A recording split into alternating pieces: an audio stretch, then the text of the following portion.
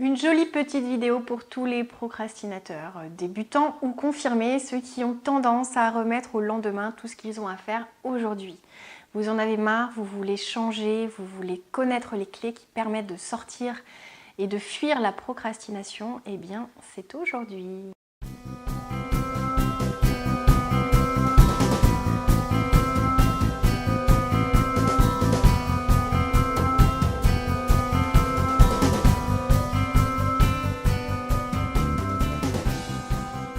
Bonjour à tous, c'est Valérie Sauvage du site challengeyourself.fr. Aujourd'hui, je réponds à une question qui m'est souvent posée en coaching.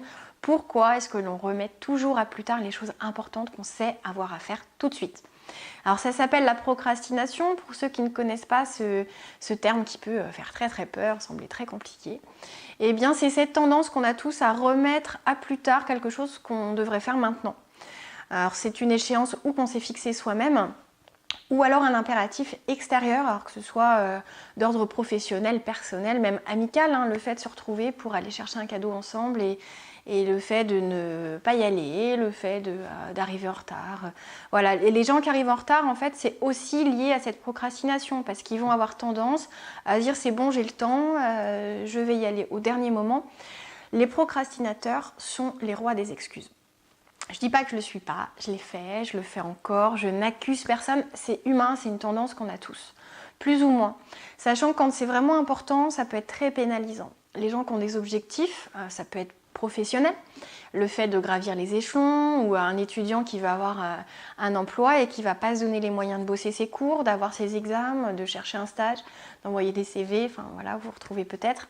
Ça peut être quelqu'un qui veut rencontrer l'âme sœur et qui reste au fond de son canapé avec sa bière ou son coca. Donc vous comprenez un peu comme ça va lui rendre complexe la démarche. Le fait de remettre à plus tard, alors que ce soit un travail ou que ce soit autre chose, même d'ordre perso, est souvent rattaché à plein d'excuses. Alors vous en avez entendu beaucoup, vous en avez fourni beaucoup aussi. Alors, je vais prendre quelques exemples. Je travaille mieux dans l'urgence, un grand classique. J'ai le temps, je travaille vite, je suis performant, voilà, j'apprends vite, ok. Sauf qu'il y a une certaine panique qui monte, même chez ces personnes-là au dernier moment. C'est pas le moment, je suis pas réveillée, je suis pas de bonne humeur, j'ai pas les bons outils, je peux pas téléphoner, mon portable est déchargé. Ça c'est le manque d'organisation. Quoi d'autre comme excuse? Je travaillerai mieux demain. Là j'ai fait un cauchemar cette nuit. Ah oui, c'est horrible comme excuse, mais vous faites ça tous les jours. Ou alors, c'est pas à moi de le faire. Franchement, j'ai pas arrangé le canapé, ce sont les enfants qui ont dérangé. Ok, accueille ta copine, bois ton thé tranquille au milieu des doudous, des petites voitures et des billes.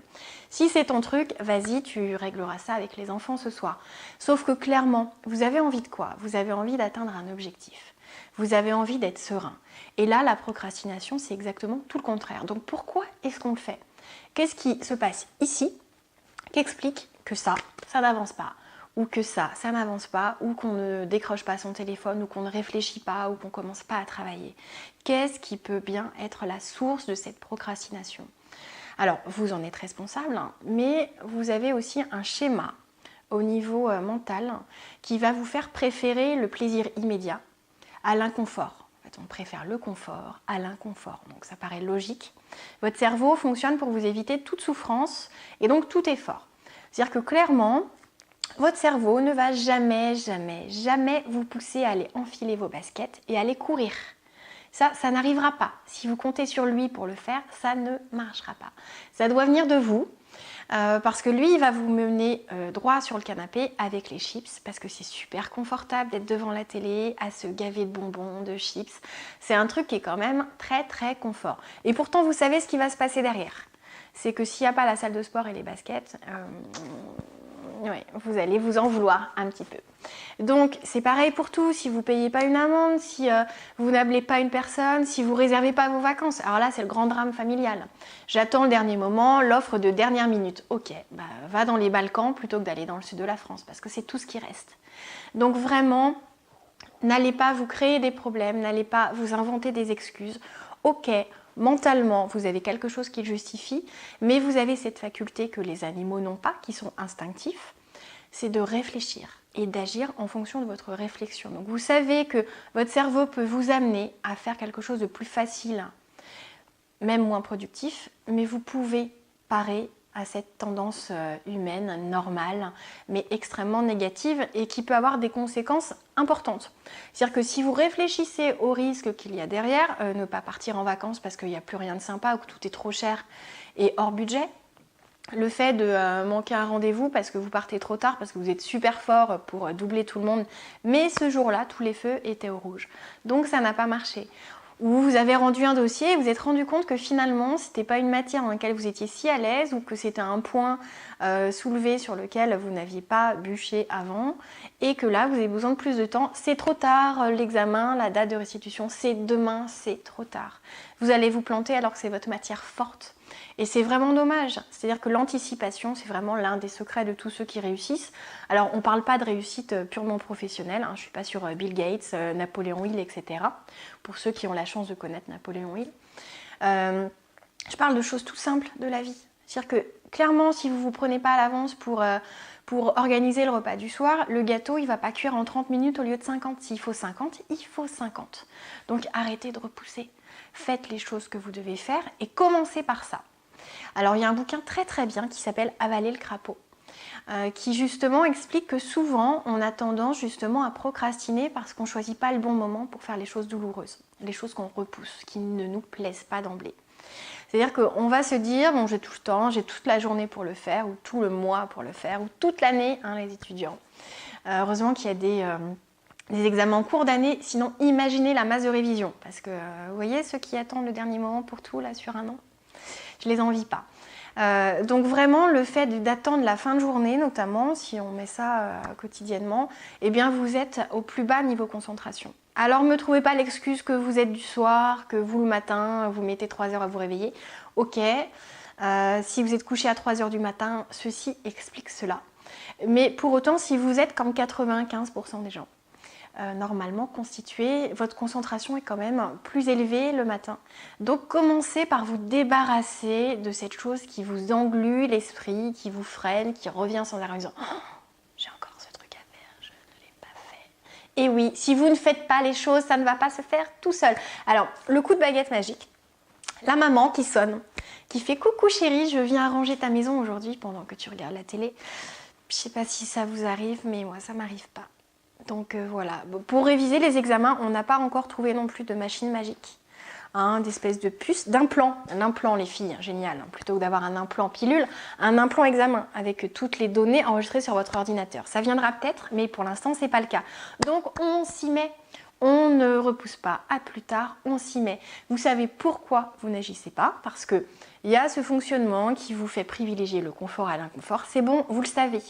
Pas la peine d'aller passer des heures sur internet pour aller chercher vraiment l'explication au niveau neurosciences.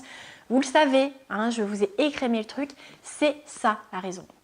L'autre chose, c'est que des fois, on ne sait pas découper un objectif. C'est-à-dire que vous avez un examen, un dossier de malade, un doctorat, voilà, pour ceux qui poussent loin leurs études, et vous savez la quantité de travail que ça représente. Mais découpez. On ne vous demande pas de travailler 15 heures par jour. On vous demande d'avancer chaque jour, de vous rapprocher de votre objectif, de faire quelque chose d'efficace.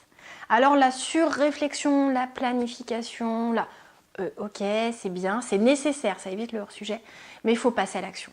Parce que trop planifier, être dans la stratégie en permanence, vouloir tout anticiper, tout maîtriser, tout connaître, le moindre détail, avoir tout lu, ça ne vous fera jamais passer à l'action.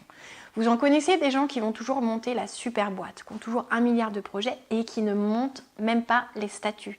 Cette boîte ne verra jamais le jour et ils ont passé des semaines, des mois à bosser. Posez les statuts, avancez, créez un truc, vous allez affiner, vous allez adapter au fur et à mesure. Tant qu'on n'a pas fait le premier pas, on ne peut pas savoir ce qui se prépare. Tant que vous n'avez pas commencé à réviser, vous ne pouvez pas savoir si c'est quelque chose qui va vous demander moyennement du temps, beaucoup de temps, etc. Alors même si c'est une matière dans laquelle vous êtes à l'aise, vous estimez les choses, il peut y avoir des surprises. Imaginez qu'il y a un appel, un gros imprévu, que vous ayez un souci de santé et hop, votre super stratégie, timing du dernier moment, vous ne pouvez plus. Donc, parez aux surprises. Il n'y a aucun chef d'entreprise qui remplisse son planning à 100%. Aucun. C'est l'échec assuré. Ils le remplissent au mieux à 60%. Alors ça vous paraît fou de laisser 40% de blanc. Vous l'imaginez bien, ces blancs sont toujours remplis par des imprévus, par des coups de fil de clients, par le service recherche et développement qui a la super idée, il faut tout plaquer pour savoir si on se lance sur ce projet.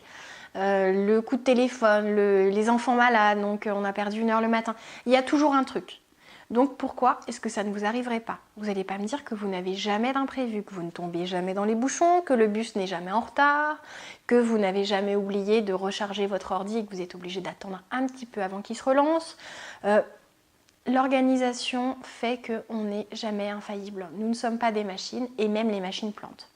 Donc ne vous laissez pas tomber finalement dans cette tendance qui, même si elle est humaine, est tellement négative, peut vous amener tellement de problèmes que là, clairement, je vous dis pourquoi vous agissez comme ça, mais je vous dis surtout d'arrêter de le faire. Il existe des méthodes, j'ai fait des vidéos qui expliquent justement comment arrêter de procrastiner, qui du moins donnent des clés. Hein, c'est pas sur 10 minutes ou 13 minutes que je vais pouvoir révolutionner votre fonctionnement. Je fais des formations sur la productivité qui vous permettent en une journée de changer tout votre modèle. Vous repartez avec des méthodes, avec des outils, avec votre organisation perso. Hein, parce que le but, c'est pas que vous repartiez dans le vague, c'est que vous sachiez le lendemain comment vous allez organiser votre journée, votre semaine, votre mois, votre année. Que votre schéma soit dessiné. C'est vraiment comme rentrer dans les cuisines d'un grand restaurant. Enfin, j'aimerais bien que ça soit ça, de venir assister à mes formations. Et qu'on vous donne les secrets pour faire le gâteau dont vous avez toujours rêvé, que vous adorez déguster. Et là, on va vous expliquer comment le faire et vous allez repartir avec ce gâteau. Vous allez le manger le soir. Là, c'est exactement la même chose. Vous allez savoir comment vous organiser, vous allez savoir quels sont les dangers, ce qui peut vous freiner, ce qui vous fait perdre un temps fou, ce qu'on appelle les tueurs de temps, et des méthodes et des outils que vous ne soupçonnez même pas, qui vont vous permettre de gagner un temps fou au niveau organisation. Alors ça va être valable dans la vie pro, dans la vie perso, même dans la vie sentimentale, dans la vie familiale, enfin clairement ne vous en privez pas. Donc n'hésitez pas à me contacter sur le site challengeyourself.fr, à me poser des questions et puis je vous expliquerai comment ça se passe. Voilà, on peut également faire un suivi par téléphone ou en direct.